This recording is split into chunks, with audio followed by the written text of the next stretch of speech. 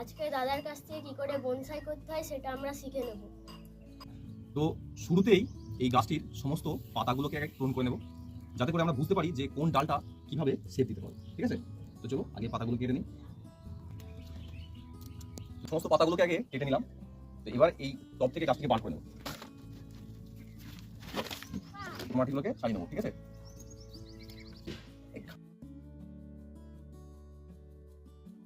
বন্ধুরা আমি ড্রেনেজ করে নিয়েছি, এটা মোস্ট ইম্পর্টেন্ট।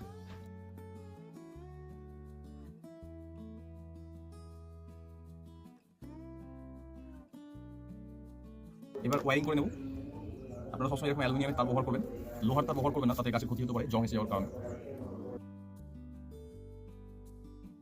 থেকে বনসাই করা শিখে নিলাম, আমরাও বাড়িতে গিয়ে বনসাই তৈরি করতে চেষ্টা করব। বন্ধুরা সবাই লাইক এবং সাবস্ক্রাইব করে দেবেন।